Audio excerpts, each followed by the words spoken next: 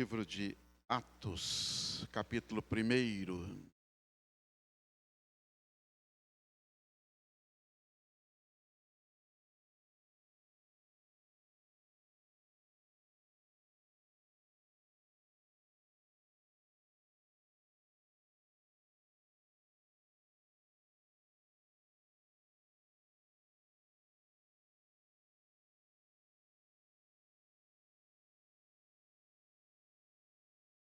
Atos, capítulo 1, né?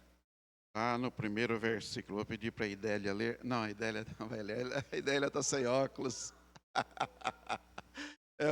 Eu falei porque você já falou que esqueceu óculos. Estou brincando, vamos lá.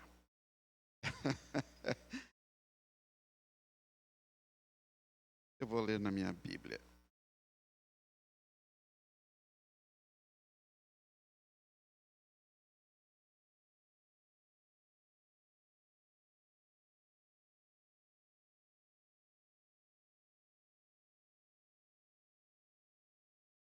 Vamos lá, então, Atos, capítulo 1, vamos lá. Escrevi o primeiro livro, ó Teófilo, relatando todas as coisas que Jesus começou a fazer e a ensinar até o dia em que foi elevado às alturas, depois de haver dado mandamentos por meio do Espírito Santo aos apóstolos que tinha escolhido. Vamos até o 5. Depois de ter padecido, Jesus se apresentou vivo a seus apóstolos com muitas provas incontestáveis, aparecendo-lhes durante 40 dias e falando das coisas relacionadas com o reino de Deus. E comendo com eles, deu-lhes esta ordem: não se afastem de Jerusalém, mas esperem a promessa do Pai, a qual vocês ouviram de mim. Porque João, na verdade, batizou com água, mas vocês serão batizados com o Espírito Santo dentro de poucos dias. Vamos orar? Deus querido, louvado seja o teu nome nesta manhã, ó Pai. E a tua palavra, ó Pai, lida, Senhor, seja motivo, ó Pai, para nos alegrarmos nesta manhã, para recebermos de Ti este alimento espiritual, Senhor. Fala conosco, ó Pai, abre os nossos corações e mentes, ó Pai, e possamos, ó Pai, nos aconchegar, ó Pai, e gostoso possamos aprender, ó Pai, e ouvir da Tua palavra, ó Pai. Ó Deus querido, fala conosco nesta manhã, que o Teu Santo Espírito tenha liberdade no meio do Teu povo, ó Pai, e que o Senhor possa realmente falar a cada coração. Nós pedimos, ó Deus, em nome de Jesus. Amém. Eu estava lembrando, quando eu estava estudando esse texto, um pastor que deu um treinamento para nós há algum tempo atrás em Lençóis Paulista, e ele pegou como chama? Flip chart. E ele foi falando, vamos ver aqui, e ali tinha muitos presbíteros, né, pastores. Ele falou assim, vamos ver quais são os ministérios da igreja. Aí nós fomos relacionando, né, um por um, tá. E viramos a folha e foi. Eu nunca imaginei que tinha tanta coisa dentro da igreja, né? Aí ele falou, pois é, os irmãos observem que 95% desses ministérios estão relacionados dentro da igreja e são muitos poucos fora das quatro paredes. Então, é uma coisa para se pensar, porque ele estava falando de plantação de igrejas. Como que nós queremos plantar igrejas, como que nós queremos crescer, como nós queremos levar o evangelho se nós não saímos dessas portas, né? O pastor Arival, não sei se o pastor leu domingo passado, mas ele escreveu aqui, a igreja hoje colhe os frutos amargos de sua forma equivocada de evangelizar. Jesus mandou-nos fazer discípulos e não membros de igrejas. mas temos insistido em receber novos membros na igreja sem exigir que eles sejam discípulos de Jesus. O discípulo é alguém que está se assemelhando e vivendo como Jesus, né? Então, quando se fala em treinar discípulos, é realmente treinar para enviar, né? Eu me lembro, eu vim de uma cidade muito pequena, né? E eu me lembro que os filhos, geralmente das pessoas de classe média, terminavam o ensino médio, o colegial, né? Teve outros nomes já, né? O ensino médio. E os que tinham assim, uma condição melhor iam para cidades maiores para fazer uma faculdade. E os filhos daquelas pessoas assim do sítio, de fazendas, né? Esse pessoal ia lá, se formava e voltava a trabalhar no sítio, e voltava, e voltava a trabalhar com o pai, e voltava e ficava na cidade. Quer dizer, tinha uma bela de uma formação, tinha né, uma bagagem, mas ficava ali.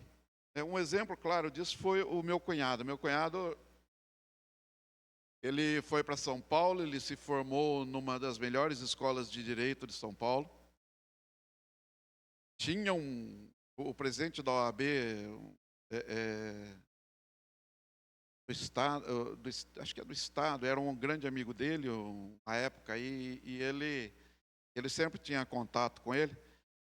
Ele nunca assumiu, né, a advocacia, nunca assumiu. Quando ele resolveu assumir, ele tinha já 60 e poucos anos. Ele viu que não ia dar mais. Aí, ele, até o fim da vida dele, ele resolveu assumir o estudo que ele tinha feito. Ele era muito inteligente, então ele voltou, estudou um pouco, e ele, como ele tinha OAB, ele foi, trabalhou nessa área e se deu bem, né? Mas a igreja, ela precisa ver a sua forma de atuação. E o livro de Atos, né, ele nos fala, ele é um manual a respeito de missões, né? Do que e por que a igreja foi chamada, né? E o que nós temos feito para que isso ocorra e aconteça na nossa realidade como igreja hoje.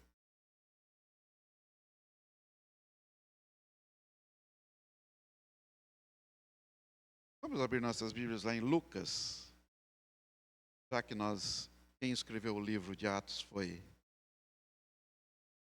Lucas, né? Então vamos ler aqui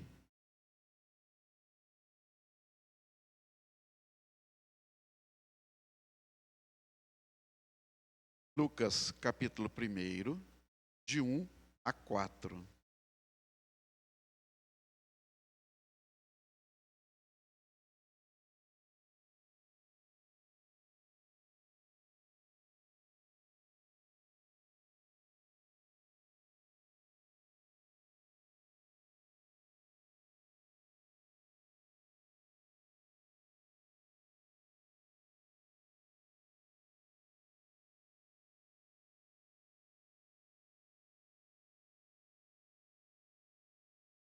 Diz assim: muitos já se dedicaram a elaborar um relato dos fatos que se cumpriram entre nós, conforme nos foram transmitidos por aqueles que, desde o início, foram testemunhas oculares e servos da palavra.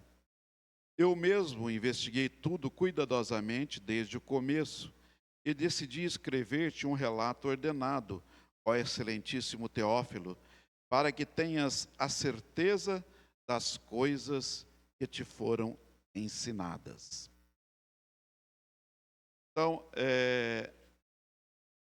Lucas foi um grande escritor,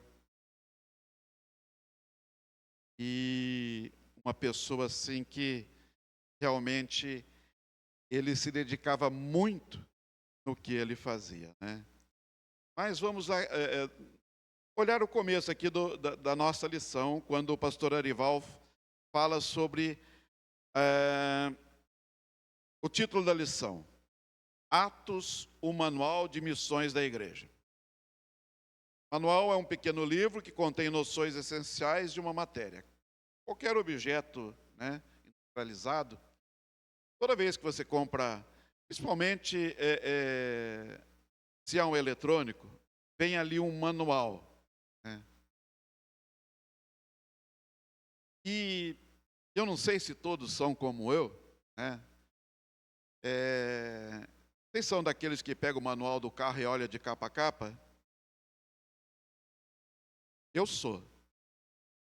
Eu olho a capa, depois eu viro atrás e olho outra capa. E depois vou lá, ligo e saio, e depois, qualquer coisa, eu ligo para alguém e falo, pelo amor de Deus, como que funciona isso? Né? Celular, eu pego aquele manual e falo, agora eu vou aprender tudo. Só leio aquelas informações básicas. Olho lá e uso geralmente 5% do que o celular tem, né? Aí você compra aquele celular caro para burro e não usa nada, né? Nada do celular. E como nós temos sido em relação, né, às missões, né? A Bíblia é o nosso manual da fé e da prática, né? A Bíblia, ela é útil para o ensino, a repreensão, correção e educação, né, do cristão. O vigor da nossa vida espiritual, escreveu George Miller, o vigor de nossa vida espiritual está na proporção exata do lugar que a Bíblia ocupa em nossa vida e em nossos pensamentos. A tarefa suprema do cristão e da igreja é a evangelização do mundo. E o livro de Atos, no livro de Atos nós temos este manual bíblico de evangelização. E ele narra os contínuos atos do Senhor Jesus Cristo após sua ascensão, através dos apóstolos. E aqui está o versículo que nós lemos. Escrevi o primeiro livro, o Teófilo, relatando todas as coisas que Jesus começou a fazer e ensinar. Quem escreveu? Lucas. Para quem escreveu? A Teófilo, que ocupava um alto posto no governo romano. E como ele escreveu? Escreveu em 2 volumes. O primeiro é o livro, né, o Evangelho de Lucas, né? E depois o livro de Atos, né? O livro de Atos mostra como foi a jornada da igreja cristã, de Jerusalém a Roma. E entender essa jornada é muito importante para o enriquecimento da nossa vida espiritual, porque a igreja de Jerusalém a Roma enfrentou muitas lutas, assim como a igreja, ela enfrenta muitas lutas, né? Mas tem uma coisa, ninguém pode deter o avanço da igreja, nem a perseguição, como foi, né, na igreja primitiva, nem a pobreza, nem a oposição do mundo, e muito menos a fúria de Satanás. Por quê? Porque a igreja do nosso Deus, ela é irresistível. E foi exatamente o que Jesus disse, quando falando para os seus discípulos, afirmou: eu edificarei a minha igreja e as portas do inferno não prevalecerão contra ela. Lucas, que escreveu o Evangelho e retrata como nenhum outro evangelista o nascimento de Cristo, com todos os seus aspectos, né, de preparação. Foi Lucas, o evangelista, que mais enfatizou a pessoa de Cristo como um homem perfeito. é o evangelista que mais trata da salvação universal alcançando todos os povos. Lucas é o evangelista que mais destaca, por exemplo, o papel da mulher daquele tempo, naquela época, resgatando o valor e a dignidade da mulher. Lucas é o evangelista que mais descreve a vida de oração de Jesus. E depois que ele conclui o evangelho, ele parte então para esse segundo livro, que é o livro de Atos, né? E o livro de Atos pode ser dividido ali em duas partes, do capítulo 1 ao capítulo 12. Você vai ver com mais ênfase o ministério de Pedro, e do 13 ao 28 vai ver o ministério do apóstolo Paulo, né? Se Pedro teve um ministério mais endereçado aos judeus, Paulo teve um ministério endereçado aos gentios. Só que eles não estavam em concorrência, eles eram parceiros. Então, qual o grande propósito deste manual, né? O grande propósito de Lucas, ao escrever o livro de Atos, foi relatar o crescimento do cristianismo, né? E ele traça, né, o progresso, né, o progresso do evangelho a partir de Jerusalém, onde teve início, e até Roma, a capital do império, onde Paulo vai ali terminar os seus dias. E o versículo-chave de Atos é: mas recebereis poder ao descer sobre vós o Espírito Santo, e sereis minhas testemunhas tanto em Jerusalém, como em toda a Judéia e Samaria e até os confins da terra. Em linhas gerais, este versículo ele contém um esboço do livro.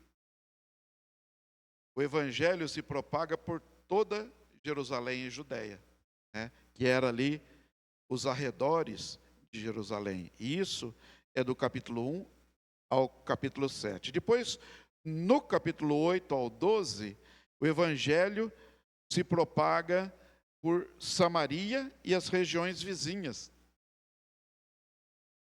Depois disso, do 13 em diante, ele vai para as terras distantes. Em outras palavras, foram missões locais, missões regionais, né, e missões internacionais. O pastor C.H. Turner, ele destaca 6 divisões no livro de Atos, né? E ali ele aponta o crescimento e o desenvolvimento do evangelho, né? Do capítulo 1 ao 6, ele nos fala da igreja de Jerusalém e da pregação de Pedro, né? A pregação de Pedro. A pregação de Pedro, né, num momento, né, em que ali todos perseveravam unânimes em oração, aguardando o cumprimento da promessa do Pai, e quando então seriam batizados com o Espírito Santo. Quando então receberiam o derramamento do Espírito, e quando então se cumpriria a promessa feita lá no livro do profeta Joel, capítulo 2, verso 28, que diz: e haverá depois, que acontecerá, que derramarei do meu Espírito sobre toda a carne. E de fato, né, no capítulo 2 de Atos, isso aconteceu, e todos ficaram cheios do Espírito Santo e passaram a falar em outras línguas as grandezas de Deus. E diz a Escritura que uma grande multidão se ajunta por ver o que estava acontecendo. E diz a Bíblia aqui, então, que Pedro, diante do olhar da multidão, e dizer: mas esses daí não são os galileus? Né? E outros, eles não estão bêbados? Pedro então se levanta cheio do Espírito Santo e diz: eles não estão embriagados. O que está acontecendo aqui é o cumprimento da promessa do Pai anunciada por Joel. E Pedro ali então prega um sermão cristocêntrico sobre a morte de Jesus, sobre a ressurreição, a quantos o Senhor nosso Deus chamar. E diz a Bíblia que naquele momento houve uma conversão numerosa de quase 3.000 pessoas. E elas, ao serem convertidas, foram batizadas e recebidas a comunhão daquela igreja, que até aquele momento tinha 120 pessoas. E agora foram acrescidas de mais 3.000 almas. 3.000 almas. Jesus havia dado o roteiro de missões para aquela igreja. O roteiro de missões para o avanço missionário. E esse roteiro estava claramente expresso no capítulo 1, versículo 8, quando disse: mas recebereis poder ao descer sobre vós o Espírito Santo, e sereis minhas testemunhas tanto em Jerusalém, como em toda a Judéia e Samaria, e até aos confins da terra. E até aos confins da terra. Pedro começou ali, começou em Jerusalém. Começou em Jerusalém. Então, nos fala, o capítulo 1 ao 6, nos fala da igreja de Jerusalém, da pregação de Pedro, e finaliza com um resumo, onde crescia a palavra de Deus, e em Jerusalém se multiplicava o número dos discípulos. Também muitíssimos sacerdotes obedeciam à fé. E aí, do capítulo 6 ao 9, segundo Turner, descreve a divulgação do cristianismo através da Palestina e o martírio de Estevão, que foi seguido pela pregação em Samaria, através de Felipe e depois de Pedro e João. Finaliza com um resumo: a igreja, na verdade, tinha paz por toda a Judéia, Galiléia e Samaria, edificando-se e caminhando no temor do Senhor e no conforto do Espírito Santo. Crescia em número. Crescia em número.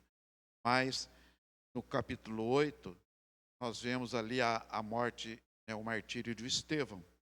Ali, naquele momento, a igreja passou a ser perseguida de uma forma muito feroz, muito feroz. E houve uma grande dispersão. Com os únicos que não foram dispersos foram os discípulos. Mas a população de crentes, elas foram dispersas.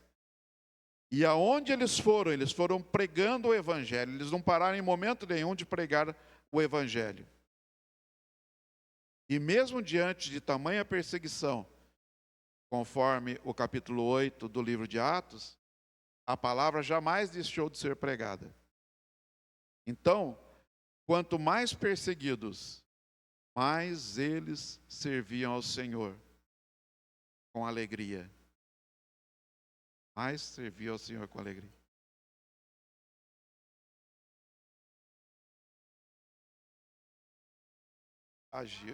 Agiu de forma gloriosa, sobrenatural de Deus.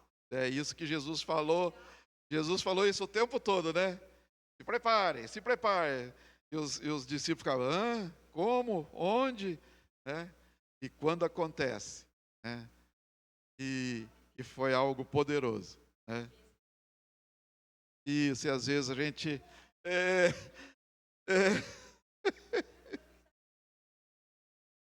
não flui, né? Não flui. Vamos lá.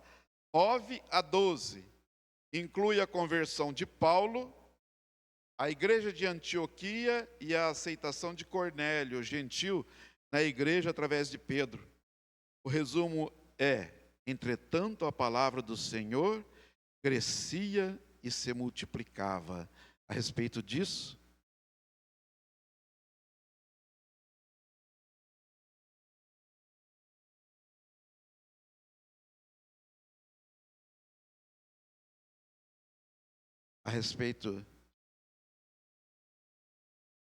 desse crescimento lá do capítulo 9, nós vamos percebendo, no capítulo 9,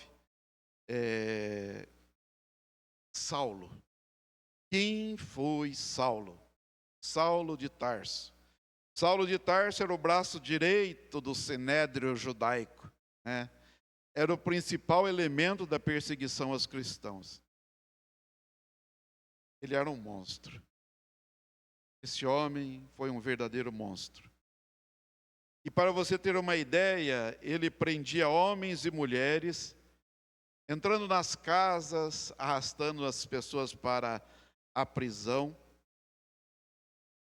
Ele entrava nas sinagogas e batia nos crentes dentro das sinagogas. E ele falava: ou você nega Jesus ou eu te prendo. Ou você nega Jesus ou eu te mato. E a Bíblia fala que ele exterminou muitas pessoas. Ele matou muitas pessoas, né? Alguém acha para mim Atos 26, de 9 a 11? E ele encerrou muitos dos santos de Deus em prisões, né? E foi assim, sabe, nessa raiva, nesse rancor, que ele foi para Damasco. Quem achou, pode ler.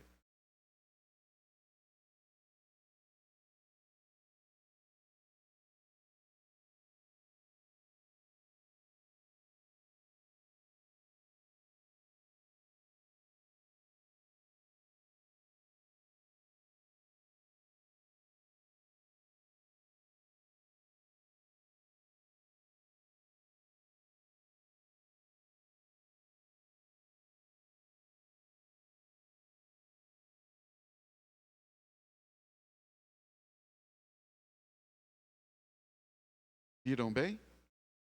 Esse é o testemunho de Paulo de assassinato de cristãos, né? 70 cristãos, 70 cristãos, dentro de uma igreja. E Saulo matou muita gente. E ali, né, diz que Saulo, respirando ameaças e mortes contra os discípulos, vai para Damasco com o propósito de encerrar em prisões aqueles discípulos do Senhor Jesus, né? E quando, na estrada de Damasco, diz a Escritura que o Senhor Jesus, das alturas, manifesta-se a ele e o joga no chão e clama: Saulo, Saulo, por que me persegue? Dura coisa te é recalcitrares contra os aguilhões. E Saulo, então quebrantado no chão, pergunta: quem és tu, Senhor? Eu sou Jesus, a quem tu persegues. Mas levanta-te, enviar-te-ei para longe aos gentios, e eu te mostrarei o quanto importa sofrer pelo meu nome. Então, diz a Escritura, Saulo, cego, vai sendo guiado da estrada até a rua direita, na casa de Simão, fica 3 dias orando e jejuando a Deus, e Ananias é mandado por Deus para ir lá e impor as mãos sobre ele, para ele ser curado e para ele ficar cheio do Espírito Santo. E Ananias atendeu a orientação com medo, mas ele atendeu a oração do Senhor e foi lá. E a partir de então você encontra um novo Saulo, um homem convertido, curado, cheio do Espírito Santo, e vai pregar nas sinagogas, afirmando que Jesus é o Cristo. E depois disso, passa 3 anos na Arábia e retorna a Damasco, e vai cada vez mais confundir os judeus, né, demonstrando mais e mais a sua convicção de que Jesus é o Messias, Jesus é o Filho de Deus, ele é o Cristo de Deus. E ele é perseguido ali, precisa fugir para Jerusalém, e quando ele vai para Jerusalém, a igreja ainda estava temerosa e não recebe, né? E é preciso que Barnabé, né, o leve ou apresente à igreja, aos apóstolos, e então ele é recebido e começa a ter liberdade. para pregar e para discutir com os helenistas na igreja, e Deus está transformando então o maior perseguidor, né, do talvez e com certeza queremos assim, no maior apóstolo do cristianismo de todos os tempos. Nós não sabemos, né, como Deus age, mas Deus age de maneira poderosa, maravilhosa. Então, a quem devemos pregar? A todos. Não importa se é o traficante, se é o feito, se é o... Não importa. O amor de Deus veio para todos. E veio para esse carrasco. E esse homem se tornou o maior apóstolo do cristianismo. Aquele que todos tinham medo, se tornou um servo do Deus Altíssimo. E um grande missionário. Um grande missionário. Então, passamos aí do capítulo 12 ao capítulo 16, que fala da propagação da igreja na Ásia Menor e da pregação pela Galácia. E finaliza: assim as igrejas eram fortalecidas na fé e aumentavam em número dia a dia. Do 16 ao 19, relata a expansão da igreja na Europa e nas cidades grandes como Corinto e Éfeso. Assim, a palavra do Senhor crescia e prevalecia poderosamente. Do 19 ao 28, nos fala da chegada de Paulo já em Roma, sua prisão ali. Termina com uma descrição de Paulo, né, pregando o reino de Deus e com toda intrepidez, sem impedimento algum, ensinava as coisas referentes ao Senhor Jesus Cristo. Fica claro que o propósito de Lucas era mostrar como o cristianismo começou em Jerusalém e chegou até Roma. Um grande erudito do Novo Testamento disse que o título de Atos poderia ser Como chegaram as boas novas de Jerusalém a Roma. A segunda parte da revista é a importância desse manual. Para John Stott, Atos é importante por duas razões. Por causa dos seus registros históricos e devido à inspiração contemporânea que nos traz. De fato, sempre olhamos para a igreja primitiva, suas experiências e práticas, como algo a ser revivido pela igreja contemporânea. Entretanto, podemos incorrer em dois perigos. O primeiro, de sobrenaturalizar a igreja primitiva, esquecendo-nos de que ela cometeu e possuía graves erros. O segundo, o de achar que a experiência da igreja primitiva é norma para as igrejas de todas as épocas. Você já imaginou se todo mentiroso que está na igreja hoje recebesse o mesmo castigo que receberam Ananias e Safira?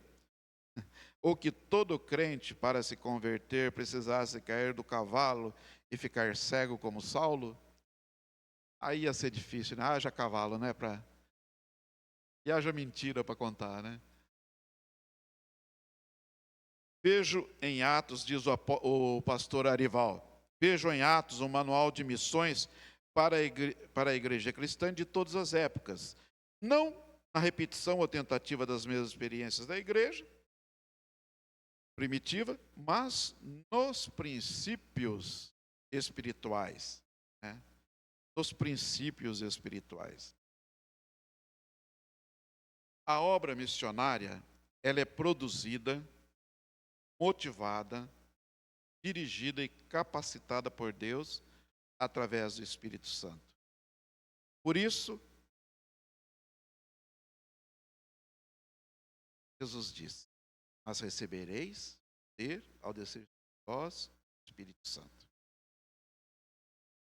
Então, a obra missionária, ela não é um fator humano, não é uma decisão de pessoas, mas ela vem por ordem, por motivação, por direção, por capacitação do próprio Deus. através do Espírito Santo. Através do Espírito Santo. Não é porque a gente estudou muito. Não, a gente estudou muito, agora a gente está preparado. Sabe o que Jonathan Edwards diz? Pastor Jonathan Edwards, ele diz assim: não basta você ter luz na cabeça, você tem que ter fogo no coração. Não é todo o conhecimento que vai fazer de você uma pessoa capacitada, mas é o joelho no chão e é a direção do Espírito Santo que vai fazer com que você, em obediência à vontade de Deus, caminhe na direção do Pai. Alguns textos bíblicos. Atos 8, 29, diz assim: o Espírito disse a Filipe, aproxime-se dessa carruagem e acompanha. Vejam bem, sempre é o Espírito Santo dando o direcionamento. O 10, 19 de Atos diz assim: enquanto Pedro ainda estava pensando na visão, o Espírito lhe disse: Simão, 3 homens estão procurando por você. Esses 2 textos estão bons. Vamos para o segundo ponto. A responsabilidade missionária, ela é de cada crente, pois individualmente ele é testemunha de Jesus Cristo. Todos nós somos responsáveis. Todos nós somos responsáveis. Ah, não, na igreja tem um ministério lá. Ah, na igreja lá tem o conselho, a mesa diaconal, né? Estevão era diácono, então as irmãs lá se viram lá. A Sônia. A responsabilidade é pessoal. É para cada um. A partir do momento que nós somos chamados, nós somos parte desse corpo glorioso. E nós podemos ser uma unha, cabelo, mas nós somos parte de um corpo glorioso. Raça eleita, sacerdócio real, nação santa. Você foi escolhida, você foi escolhido. Então, agora é com você. Conhece aquela música? Marvin. Não. Agora é com você. É. As pedras clamarão. Então, nossa responsabilidade, testemunhar é falar aos outros o que Jesus tem feito na minha vida.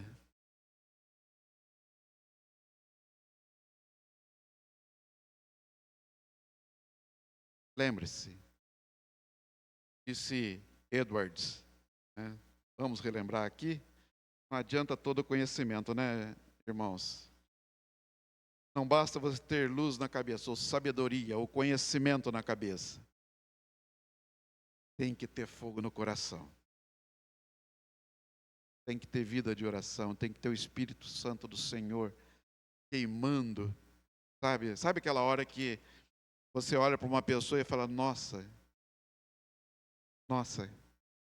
que vontade de falar alguma coisa para essa pessoa. Ela está precisando tanto de uma palavrinha agora. Eu duvido que você nunca tenha sentido isso. Porque o Espírito Santo ele vai incomodando, ele vai falando ali no seu ouvido, no seu coração. E flui. Um dia eu estava sentado assim no correio, atendendo, e um menino ele trabalhava na APAI, e ele postando uma carta, eu olhei a mão dele assim, gente do céu, a unha dele estava aqui em cima, assim, ele comia a unha até no pezinho, assim, nossa, eu arrepiei, né? Eu falei, o menino estava com fome, hein? Falou, Marcão, esse daqui, rapaz, eu não sei se é nervoso, eu vou comer. Na hora que eu vi, eu já... Nossa, querido. Às vezes, sabe quando Deus ali ele dá um tapinha assim na sua cabeça e fala, ô gordinho, fala, você não vai ficar quieto. Eu vou falar, e falei. Cara, eu não sei qual que é eu não sei, a gente se conhece só aqui, mas só uma coisinha eu vou falar para você, Jesus te ama, cara, te ama e Ele quer te dar uma vida assim, sabe, de paz no coração, uma vida assim de vitória, cara. Se quiser bater um papo qualquer hora aí, vamos conversar. Ô, Marcão, estou precisando muito mesmo. Sei que os dias passaram, a gente acabou não conversando, mas depois de um tempo eu vi ele frequentando uma igreja lá evangélica. E ele me contou que tinha entrado numa igreja, que já estava sendo tratado, cuidado, né? Mas eu não podia ficar sem falar. Nós não podemos ficar, sabe, não custa, não custa nada, sabe, é algo que Deus, se Deus te falou no seu coração, não se cale, não se cale, né? E é isso, e é uma coisa assim muito natural para o servo de Deus, né? E é nossa responsabilidade, né? Então, a responsabilidade missionária é de cada crente, pois ele é uma testemunha de Jesus. Ele é uma testemunha de Jesus. Lá no capítulo 4, versículo 20 diz: Pois não podemos deixar de falar do que vimos e ouvimos. No 8,4 diz: Os que haviam sido dispersos pregavam a palavra por onde quer que fosse. Lembra que eu disse? Que a igreja, a partir da morte do martírio de Estevão, ela foi dispersa, né? E aqui diz: os que haviam sido dispersos pregavam a palavra por onde quer que fossem. Onde você estiver, você é luz. E faça o seu papel de luz. Faça o seu papel de luz. Outro item: a visão missionária deve ser ampla. Cidade, estado, país e o mundo inteiro.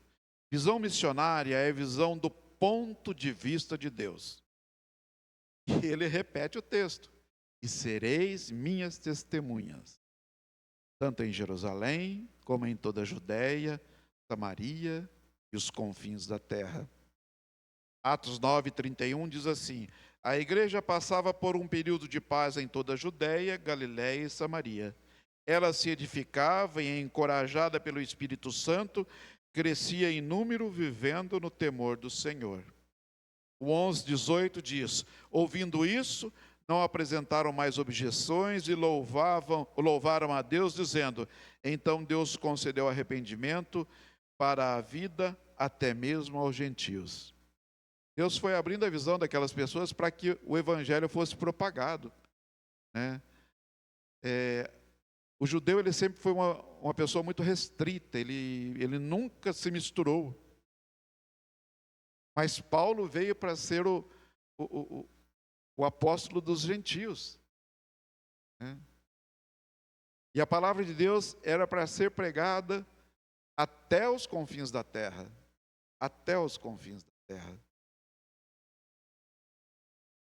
A pregação da palavra é o meio escolhido e determinado por Deus para produzir a fé no coração do incrédulo. A pregação da palavra é o meio escolhido e determinado por Deus para produzir a fé no coração do incrédulo. Ouvindo eles estas coisas, compungiu-se-lhes o coração e perguntaram a Pedro e aos demais apóstolos: que faremos, irmão? Que faremos, irmão? Na verdade, todas as pessoas têm necessidade de Deus. Todos. Todos têm uma lacuna, um espaço vazio, que só pode ser preenchido com a presença de Deus. E o nosso papel como missionários é levar esta palavra. É levar essa palavra. Um texto,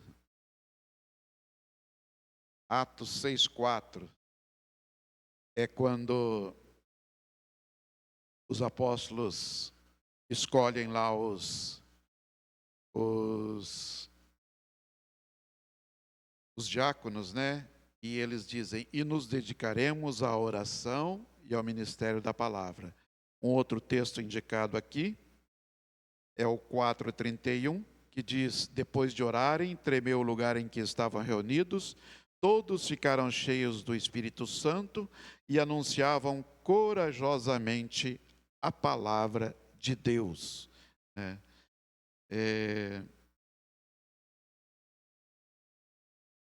Item 5. A igreja local deve coordenar o trabalho missionário, recrutando, treinando, enviando, sustentando, recebendo relatórios dos missionários. Ali chegados, reunida a igreja, relataram quantas coisas fizera Deus com eles e como abrir aos gentios a porta da fé. Atos 14, 27. Atos 14, 27. Eu tenho um texto aqui. Ontem a Vilma chegou lá e falou assim: ó, chega, hein? Chega. Eu comecei a estudar a lição, era 7:30 da manhã, e por volta da 1 da tarde eu estava lá ainda. Estava lá, a Vilma acho que eu sou meio... E eu estava estudando lá, e puxando, e olhando, e vendo, e era 2 horas da tarde, ela falou: acabou, hein? Encerrou, hein? Acabou. E eu não sei se eu consigo transmitir, mas que eu estudo, eu estudo. Então, e mostra quando Paulo no momento da vida dele, Saulo, ele está no momento da vida dele, que Hernandes Dias Lopes fala que ele estava de molho, lá em Tarso. Ele tinha recebido a Jesus, ele era um novo homem, ele já tinha feito muitas coisas, mas eles colocaram ele na geladeira, lá em Tarso. E eles vão chamar ele lá, e vão buscá-lo para ele passar, e ele passou 1 ano, fazendo o trabalho do Senhor. Eu só estou procurando aqui para ver onde que é. E depois disso, ele vai na sua primeira viagem missionária com Barnabé. Ele vai na sua primeira viagem missionária. E eles ficam assim maravilhados, porque ele entra pela Galácia do Sul. Aqui, ó. E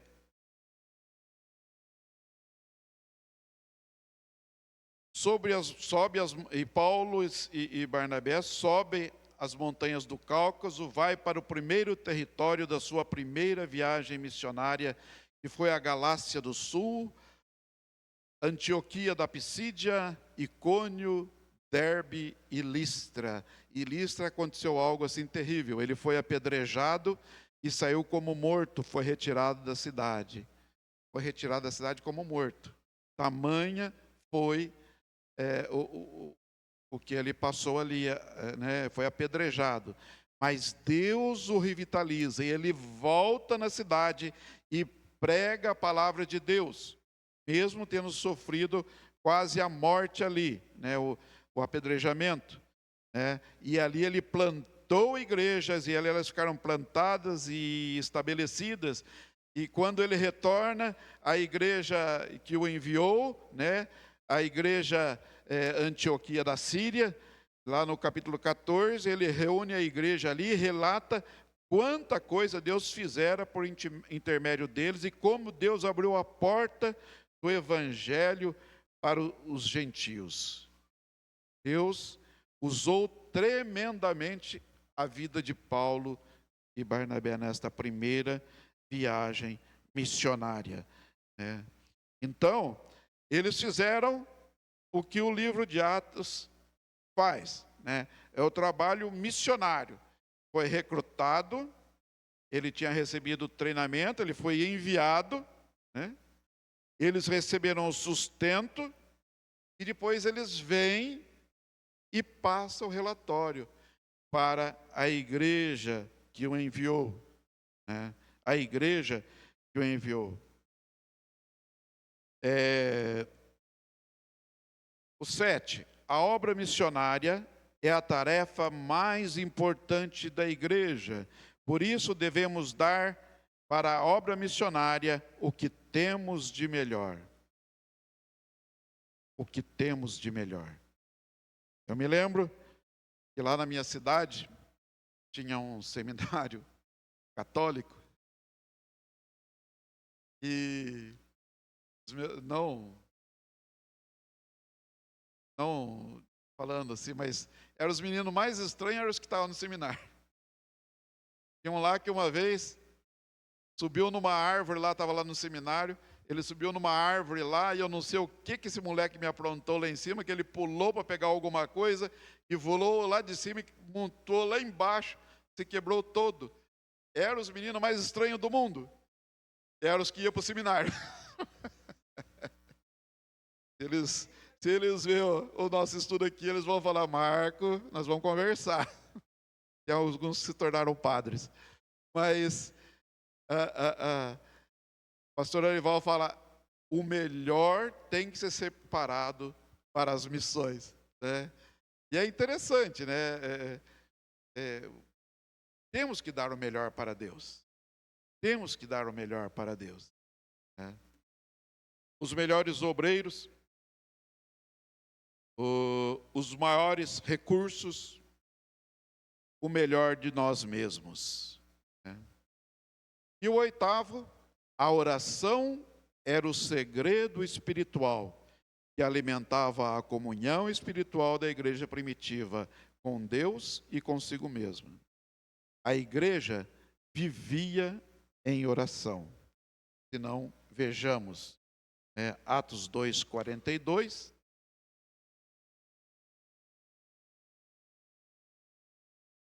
Atos 2:42 é um texto muito conhecido que diz: eles se dedicavam ao ensino dos apóstolos e à comunhão, ao partir do pão e às orações. O 4:31 diz: depois de orarem, tremeu o lugar em que estavam reunidos, todos ficaram cheios do Espírito Santo e anunciavam corajosamente a palavra de Deus. O 6:4, que a gente já leu anteriormente: nos dedicaremos à oração e ao ministério da palavra. 9:11, o Senhor lhe disse: vá à casa de Judas, na rua chamada direita, pergunte por um homem de Tarso, chamado Saulo, ele está orando. Oração. A oração era o segredo espiritual que alimentava a comunhão espiritual da igreja primitiva com Deus e consigo mesma. A igreja vivia em oração. A igreja vivia em oração. Encerrando. A Valéria já está olhando para mim. Não? Não. Então tá. Encerrando. O livro de Atos é o manual de missões da igreja. Nele, descobrimos que a evangelização é a prioridade da igreja. O Espírito Santo é o grande executivo do trabalho missionário. Ele separa os missionários, reveste-os de poder e sabedoria espiritual, mostra-lhes o campo de trabalho, providencia-lhes os recursos para o sustento, aplica a mensagem pregada no coração dos ouvintes, incorporando-os no corpo de Cristo. O livro de Atos é o livro dos atos do Espírito Santo, Igreja de Cristo. Os relatos desses atos do Espírito Santo nunca foram completados. Esse é o livro que não possui fim, pois está à espera de novos capítulos a serem acrescentados no ritmo e na medida em que o povo de Deus confirma o bendito Espírito Santo na sua santa cadeira de comando. Quem disse isso foi Arthur Pearson, pastor Arthur Pearson. Esta obra inacabada está hoje nas nossas mãos. Nós somos a igreja de hoje. O que nós temos feito? Somos os missionários? Os missionários da última hora, né? Não sei se nós somos da última hora, mas nós somos de agora. Que Deus nos incomode, como Ele me incomodou tanto ontem, né, enquanto eu estudava, e que Deus possa nos incomodar com o seu amor, com sua graça, e com este serviço que é nosso e não é de outro. Amém? Louvado seja Deus.